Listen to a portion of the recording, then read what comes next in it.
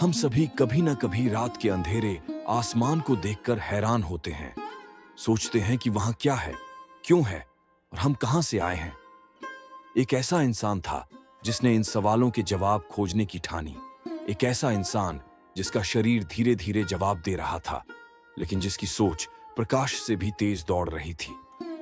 Stephen Hawking, वो वैज्ञानिक जो बोल नहीं सकते थे, लेकिन जिनकी आवाज ने पूरी दुनिया को सोचने पर मजबूर कर दिया। उन्होंने हमें सिखाया कि सीमाएं शरीर की हो सकती है, सोच की नहीं। कि ब्रह्मांड जितना रहस्यमय है, इंसान का हौसला उससे भी बड़ा हो सकता है। यह कहानी है विज्ञान की, साहस की और एक ऐसे इंसान की जिसने सितारों से आगे देखा। यह कहानी है स्टीफन हॉकिंग की। स्टीफन विलियम हॉकिंग का जन्म 8 जनवरी 1942 को इंग्लैंड में हुआ था। उसी दिन जब गैलीलियो की 300वीं पुण्यतिथि थी। यह संयोग नहीं, संकेत था कि एक और ब्रह्मांड का रहस्य खोलने वाला जन्म ले चुका था। बचपन से ही स्टीफन का झुकाव किताबों और सवालों की ओर था। उन्हें तोड़ने या खेलने से ज्यादा चीजों को समझना अच्छा लगता था। उनके पिता एक बायोलॉजिस्ट थे और मां एक प्रगतिशील विचारों वाली शिक्षित महिला थीं। दोनों ने स्टीफन को सोचने और सवाल पूछने की आजादी दी। वे अक्सर पुराने रेडियो, घड़ियाओं और यंत्रों को खोलकर उनकी कार्य प्रणाली समझते थे। यही जिज्ञासा आगे चलकर उन्हें ब्रह्मांड की सबसे बड़ी पहेलियों की ओर ले जाएगी। हालांकि स्कूल में वे औसत छात्र माने जाते थे, लेकिन उनकी गहरी सोच और हास्य बुद्धि ने उन्हें अलग बनाना शुरू कर दिया था। स्कूल में स्टीफन को उनके शिक्षक अक्सर स्लो और बेवजह सोचने वाला कहते थे। उनकी राइटिंग स्लो थी और क्लास वर्क में औसत, लेकिन हॉकिंग के दिमाग में सवाल ऐसे दौड़ते थे जो क्लास की सीमाओं से कहीं बाहर थे। एक बार एक गणित शिक्षक ने उन्हें कहा, तुम हमेशा सपनों में खोए रहते हो। स्टीफन ने मुस्कुराते हुए जवाब दिया, कभी कभी वहीं से असली जवाब आते हैं। एक और घटना में जब स्कूल में गणित की परीक्षा चल रही थी तो उन्होंने टीचर से कहा, मैं पहले ही यह हल कर चुका हूं, मुझे कुछ और चुनौती दो। उनकी उम्र से कहीं ज्यादा उनकी सोच परिपक्व थी, जिसे देखकर शिक्षक भी चौंक गए। स्टीफन ने उस दिन यह दिखा दिया कि सोचने का तरीका ही मायने रखता है। यह वह पल था जब स्टीफन ने साबित किया कि कोई भी समस्या छोटी या बड़ी नहीं होती, बस उसे देखने का तरीका सही होना चाहिए। यह उनका विश्वास था जो उन्हें महानता तक लेकर गया। हालांकि स्टीफन के रास्ते में बहुत सी कठिनाइयां थीं, लेकिन एक शिक्षक थे जिन्होंने उन्हें देखा और पहचाना।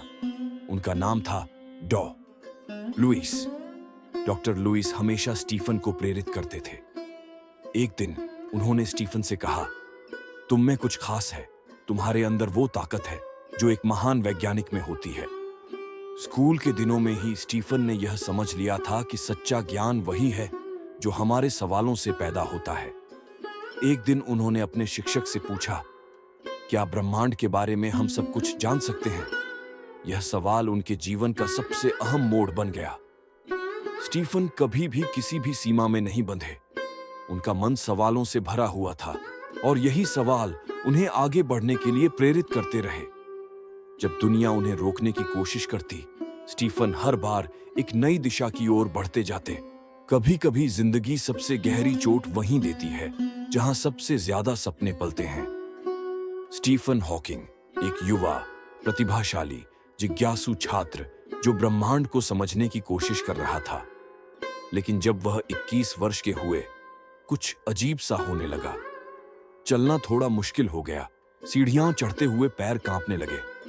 एक दिन साइकिल से गिर पड़े, बिना किसी कारण के। पहले सबने सोचा शायद थकान होगी, लेकिन फिर धीरे धीरे हाथों में कंपन, बोली में बदलाव और एक बेचैनी जो उन्हें रात रात भर जगाए रखती थी। डॉक्टरों ने महीनों की जांच के बाद उन्हें एक नाम दिया, ALS, अमायोट्रोफिक लेटरल स्क्लेरोसिस, एक बीमारी जो शरीर को धीरे धीरे जकड़ लेती है और अंत में आवाज तक छीन लेती है। डॉक्टर ने कहा, तुम्हारे पास सिर्फ 2 से 3 साल हैं। उन शब्दों ने जैसे समय को थाम लिया। जिंदगी रुक सी गई। वो लड़का जो पूरा ब्रह्मांड समझना चाहता था, अचानक खुद की मांसपेशियों पर नियंत्रण खो रहा था। एक 21 साल का नौजवान जिसने अभी जीना शुरू किया था, अपने जीवन की उल्टी गिनती सुन रहा था। एक पल के लिए स्टीफन टूट गए थे। दोस्तों से कटने लगे, अकेले रहने लगे। उन्होंने खुद को कमरे में बंद कर लिया। ब्रह्मांड के सवालों की जगह अब बस एक सवाल था, अब आगे क्या? लेकिन इस अंधेरे में एक रोशनी आई। जेन वाइल्ड, एक लड़की जिसने स्टीफन को उसी तरह स्वीकारा जैसा वह था। उसने न स्टीफन की बीमारी को देखा, न उसका भविष्य। उसने सिर्फ उसका जुनून और आंखों में चमक देखी। जेन ने स्टीफन से कहा, अगर तुम हार मानोगे तो यह बीमारी जीत जाएगी, और मैं ऐसा कभी नहीं होने दूंगी। यह प्यार नहीं था, यह संकल्प था, और उसी संकल्प ने स्टीफन को फिर से जीवन की ओर खींचा। ALS ने उनका शरीर कमजोर किया, लेकिन उनके विचार और इच्छा शक्ति को और तेज कर दिया।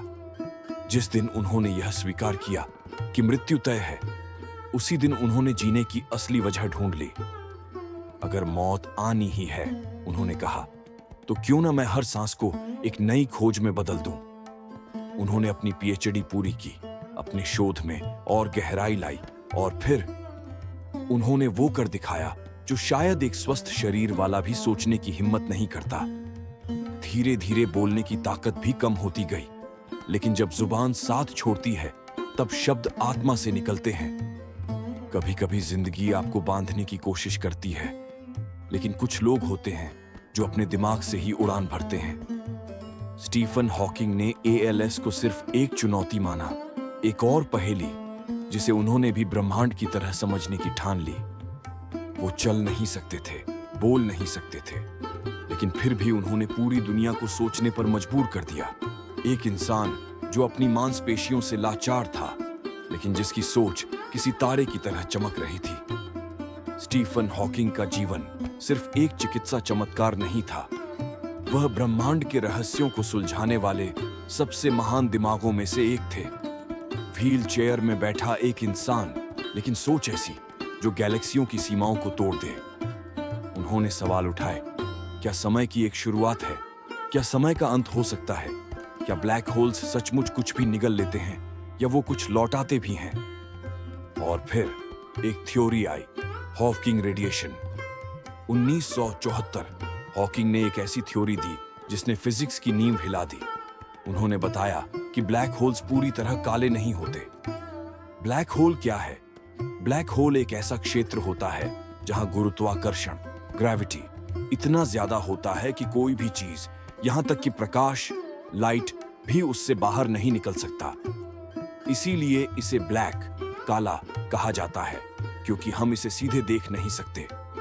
जब कोई बहुत बड़ा तारा, मैसिव स्टार, अपने जीवन के अंत में सुपरनोवा बनकर फटता है, तो उसका बचा हुआ कोर गुरुत्वाकर्षण से सिकुड़ जाता है और ब्लैक होल में बदल सकता है। हॉकिंग ने ब्लैक होल्स के बारे में जो सबसे क्रांतिकारी खोज की, वह थी क्वांटम थ्योरी और थर्मोडायनामिक्स को मिलाकर उन्होंने कहा, ब्लैक होल्स छोटे छोटे कणों की हॉकिंग रेडिएशन के रूप में ऊर्जा छोड़ते हैं। इसका मतलब यह था कि वो धीरे धीरे सूख सकते हैं और गायब भी हो सकते हैं। यह खोज एक ऐसे इंसान से आई थी जो खुद शरीर से हर दिन थोड़ा थोड़ा खो रहा था, और फिर भी उसने बताया कि सबसे विशाल वस्तु भी अंततः मिट सकती है। क्या यह केवल विज्ञान था या आत्मा की अभिव्यक्ति? एक ऐसा इंसान जो खुद को खोते हुए भी दूसरों को बताता था, सब कुछ खत्म नहीं होता। हॉकिंग ने एक बार मजाक में कहा था, मैं ब्लैक होल जैसा महसूस करता हूं, बाहर से चुप पर अंदर एक तूफान। ब्लैक होल्स की तरह हॉकिंग भी चुप थे।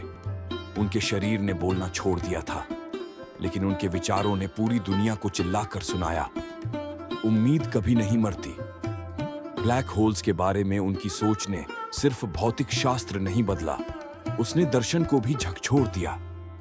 क्या एक बार जो खो गया वो हमेशा खो जाता है? क्या ब्रह्मांड में हर चीज का एक अंत है? और अगर सबसे अंधेरे में भी कोई किरण बच सकती है, तो क्या इंसान भी अजेय है? ये सवाल विज्ञान से कहीं आगे थे, ये जीवन की खोज थे। हॉकिंग ने साबित कर दिया, ब्रह्मांड में कोई चीज स्थायी नहीं होती, लेकिन विचार समय को पार कर सकते हैं। ब्लैक होल्स, जिन्हें हम अंत मानते थे, शायद एक नई शुरुआत हो। और शायद यही स्टीफन हॉकिंग की सबसे सुंदर थ्योरी है कि हर अंधकार के भीतर एक रोशनी होती है जो सिर्फ समझने की देर है। बिग बैंग थ्योरी और हॉकिंग का शोध। Big bang theory. यह थ्योरी कहती है कि ब्रह्मांड की उत्पत्ति लगभग 13.8 अरब वर्ष पहले एक अत्यंत सघन और गर्म बिंदु सिंगुलैरिटी से हुई थी। समय और स्थान की भी शुरुआत इसी पल से हुई। स्टीफन हॉकिंग और रॉजर पेनरोज का सिंगुलैरिटी थ्योरम 1970 के दशक में। उन्होंने यह सिद्ध किया कि आइंस्टीन के सामान्य सापेक्षता सिद्धांत, जनरल रिलेटिविटी और क्वांटम सिद्धांतों के अनुसार यदि बिग बैंग हुआ तो वह एक सिंगुलैरिटी से शुरू हुआ होगा, एक ऐसा बिंदु जहां गुरुत्वाकर्षण असीमित हो जाता है और भौतिक नियम विफल हो जाते हैं। इमेजिनरी टाइम का विचार। हॉकिंग ने a brief history of time 1988 नामक पुस्तक में यह विचार प्रस्तुत किया कि यदि हम काल्पनिक समय इमेजिनरी टाइम का उपयोग करें तो ब्रह्मांड की कोई सीमा नहीं होती, न कोई शुरुआत न कोई अंत। इसका मतलब ब्रह्मांड एक बंद सतह की तरह है, जैसे पृथ्वी की सतह, बिना किनारों के। इससे ब्रह्मांड को बिना ईश्वर या निर्माता के भी समझा जा सकता है, क्योंकि कोई आरंभिक पल नहीं है।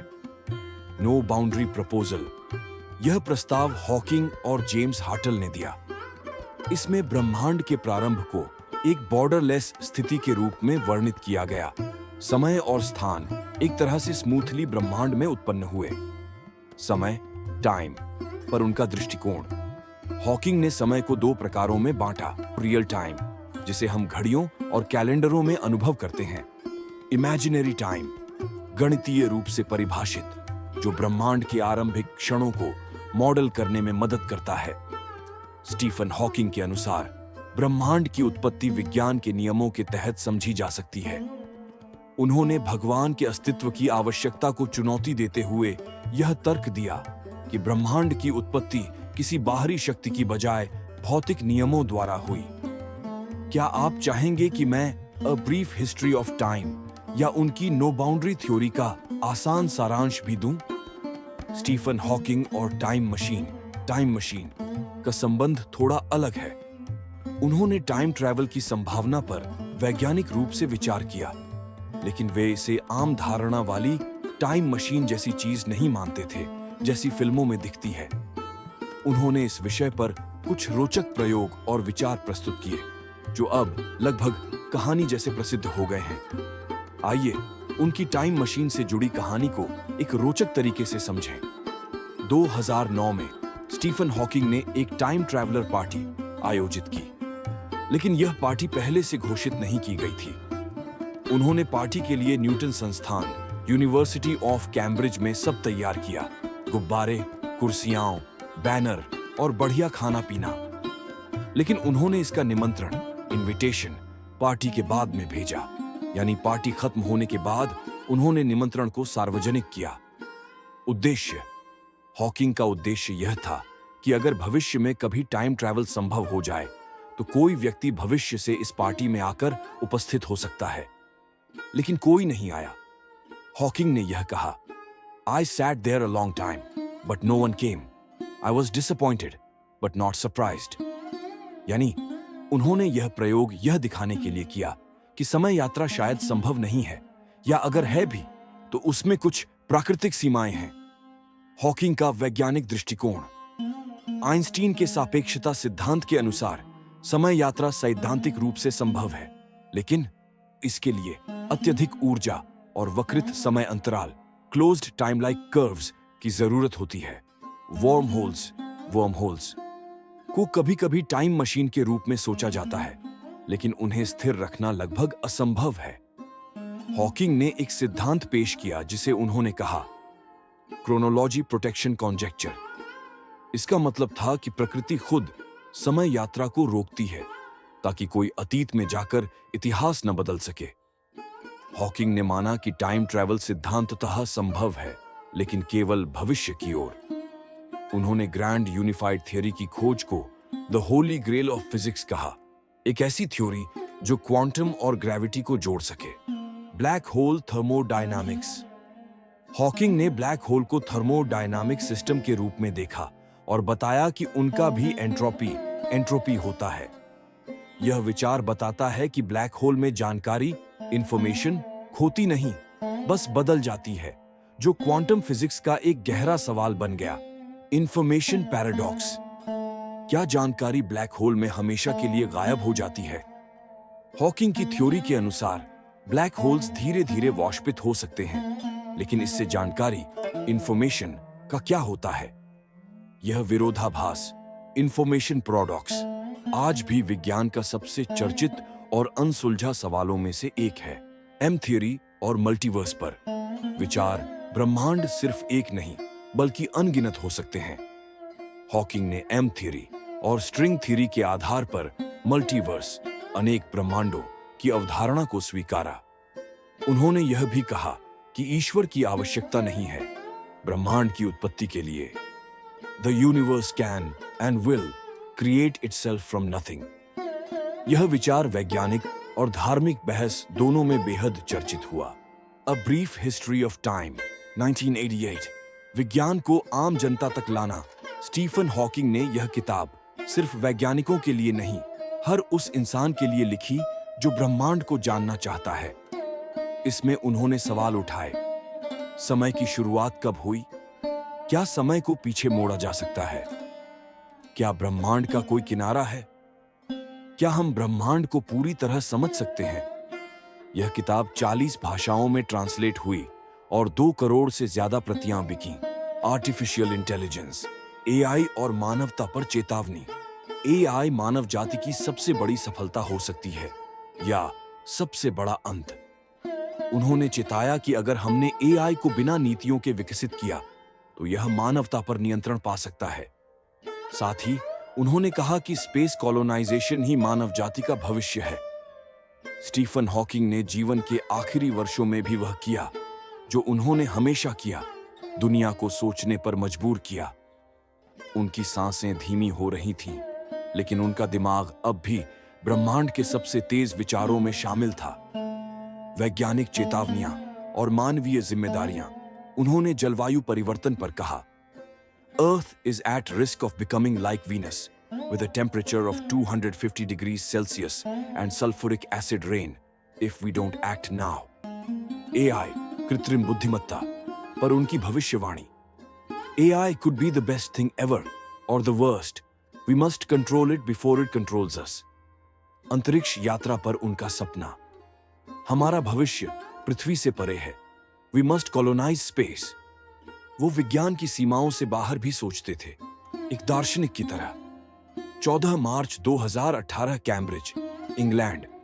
वो दिन सिर्फ उनकी मृत्यु का दिन नहीं था, वो दिन अल्बर्ट आइंस्टीन का जन्मदिन था, एक महान वैज्ञानिक का जाना, एक और महान वैज्ञानिक के जन्मदिन पर। क्या यह संयोग था या ब्रह्मांड की अपनी कविता? उन्होंने व्हील चेयर में रहकर हमें सितारों तक पहुंचाया। वो नहीं रहे, लेकिन उनके विचार, उनकी किताबें, उनके सिद्धांत और सबसे ज्यादा उनकी जिद आज भी जिंदा है। We are all different. There is no such thing as a standard or run of the mill human being. और शायद यही बात उन्हें अमर बनाती है। हॉकिंग चले गए, लेकिन जब भी कोई बच्चा तारों को देखकर पूछेगा, हम कहां से आए हैं, वहां कहीं दूर ब्रह्मांड में स्टीफन हॉकिंग की मुस्कान अब भी मौजूद होगी। अगर इस कहानी ने आपके दिल को छुआ, अगर स्टीफन हॉकिंग की जिंदगी ने आपको कुछ नया सोचने पर मजबूर किया, तो इस वीडियो को लाइक करें ताकि ये भाव औरों तक भी पहुंचे। सब्सक्राइब करें क्योंकि हम ऐसी ही कहानियां लेकर आते रहेंगे। और हॉकिंग के विचारों को शेयर करें ताकि ये दुनिया थोड़ा और सोच सके, थोड़ा और समझ सके और कभी हार न माने।